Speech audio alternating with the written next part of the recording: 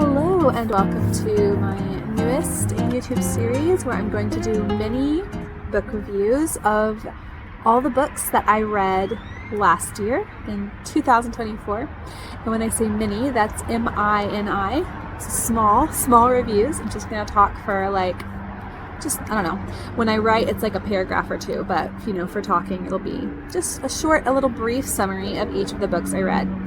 So last year, I believe it was around 95 books. And so that's why I want to keep them short, to be able to get all of the books in there. I'm trying out some new things with this series, so I'm trying recording outside because my kids are taking their naps inside. But it's pretty loud out in our yard, so I don't know if that's going to work very well, but we're just going to give it a shot, see how it goes. If that doesn't work, I'll try something different next time. But for now, I want to go ahead and just give you a review of the first few books that I read last year. Now, I believe, if I recall correctly, I read about 95 books last year. And some of those may have been like books that I read aloud to my kids, and those may not have made it into my list of books that I read myself. So I don't know if there'll be reviews of all 95 of those books, but it will be a lot of them. And my reading tastes are extremely diverse, and so you're going to be getting a lot of different, just all over the place as far as genres, length, styles. I'll read basically anything, and so hopefully it'll be interesting and maybe give you a little idea of if it's a book you would like to read or not. So I want to get started. And one thing that's going to help me out a lot is that last year I ended up keeping a little journal of all the books I read. I used this little Anne of Green Gables planner that my best friend gave to me for Christmas, and then I ended up using it to kind of just put each book that I read, when I started it, when I finished it, all that. And then after it has a little section for each month, and so then I would put my notes for each month in there. So that should give me something to go back and look at and just be able to see what were my thoughts about that book, because in this case, it's now been over a year since the books I read in January of last year. So gonna get started with that, see how it goes. And again, if it's hard to hear, I may have to just scrap this video entirely and try this again, but we'll find out. We'll just go on that journey together. So January of last year, it looks like the first book that I finished was actually, the book that I started the year with was Prophet by Frank Peretti.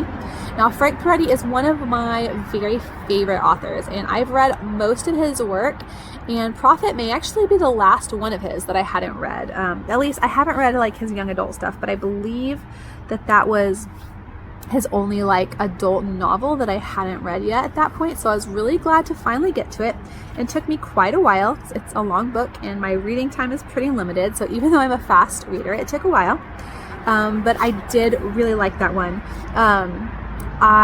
Next time I need to get out my Goodreads so I can see what my star rating was that I gave each one. I might put those in a video afterwards, but I do know that I really liked the book Prophet.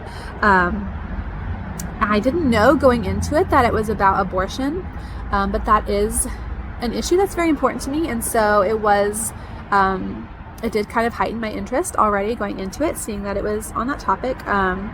And so, let's see, when I finished it, looking back at my notes about it, I felt that it was a really good ride, that it was very intense. It was detailed. It was very emotional at the end. I do remember that. I just remember it was quite a journey. I definitely felt pulled into kind of the mystery of what was going on. There's some, political intrigue going on along with the main character's journey to kind of seek the truth. And I do know too, one thing I liked a lot about it is that it starts off with a character who's not necessarily on board with the theme of the book, and someone who is very skeptical, and so that character is going on their own journey to discover new things and to have their mind changed, and I think that makes a book more powerful. And so anyway, I liked that about it. And I just found it so interesting that, this book was written in the 90s and that nothing has really changed since then, apparently. So yeah, that was a good one, and I'm really glad I finally got around to it. I'll have to double check and make sure I haven't missed any of his, and definitely planning on rereading some of my favorites of his other books at some point, so maybe I'll get into some reviews of those next year, who knows. But So that was Prophet by Frank Peretti. And so I'll usually also have an audiobook going on, and I've been really into Agatha Christie audiobooks for like 2 or 3 years now. So I finished my first one of the year last year, and it was the book Murder is Easy. And I do remember that one pretty clearly. Sometimes some of hers can kind of run together. But this was one of her books. It wasn't part of a series. Like, it's not part of the Hercule Poirot books. It's not one of the Ms. Marple books. It just stands on its own. And those can be hit or miss, but I liked this one a lot. And it did trick me. Like, I did fall for, like, what she's, I guess in hindsight, was trying to make you think is the solution. Like, I believed that a certain person was guilty, and then it turned out, it wasn't them at all. And so I love that. With her books, I'm always in it for the twist. And so if she can shock me with the twist, then I'm sold. And she did. She surprised me with that one. I think on that one, I did actually, according to my notes, I did kind of figure out who it was just right before it was revealed, which I actually don't mind that. I didn't guess why, for one thing, so I was still surprised. And the fact that, like, there was enough information there for me to kind of figure it out along with the detective character, but not, like, I didn't figure it out way before that person. Like, I kind of went, again, on the journey with the character, and I liked that a lot. So I was able to be surprised, but in a way that felt realistic. So not the best Christie ever, but it was pretty fun. It was a good journey, and it did end up pretty much surprising me. So let's see. That was my first audiobook of the year last year. Let me go back and look at these notes here. So then I read a book. I normally will try to alternate fiction and nonfiction. And so my first nonfiction book for the year was Prayers for the Battlefield by Heidi St. My mother-in-law bought it for me at a homeschool moms conference that we were at a few years ago, and I had just never gotten around to it, but it was next on my shelf. And sometimes that's just how I decide what I'm going to read. I just see what's the next book in the row, and that was it. So I read it, and there was just lots of really good encouragement in that one, lots of really good reminders about where our strength comes from, and it was really timely for me, especially beginning a new year, kind of looking ahead. And it was just really good. It was just a great reminder of all the battles that as moms that we face, and as families, and it was really encouraging. And there was a lot of things in there that I really could see myself returning to, prayers that I want to pray for my own journey and for my kids and things like that. And I'm just now noticing that you can see our empty sandbox right in the background right there, because it's been raining and it blew the lid off. And so, yeah, that's part of our messy yard, but that's okay. That's real life. Anyway, Prayers for the Battlefield by Heidi St. That was a really good one. And then let's see, I think I have time for maybe one more. So I ended up reading, let's see, and then I read the book He Loves Me, and I have no recollection of why I didn't read a fiction book in between those, but anyway, I read the book. Let me look at my notes. Find my notes on He Loves Me, and that was, I do remember I really enjoyed that one, by Wayne Jacobsen. It was one that a friend sent me so long ago, like over a decade ago. A friend sent me this book and thought I would like it, and when I started reading it last year, I realized that I had actually read quite a bit of it before. I was like remembering things as I went along, but it was fine. Despite the fact I wasn't sure about it at first, because a lot of the testimonials for the books, I have it written here, a bunch of the testimonials are from heretics.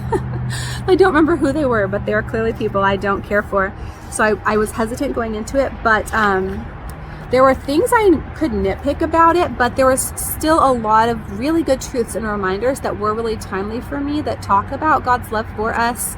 And that's something that I do tend to need a lot of reminders of.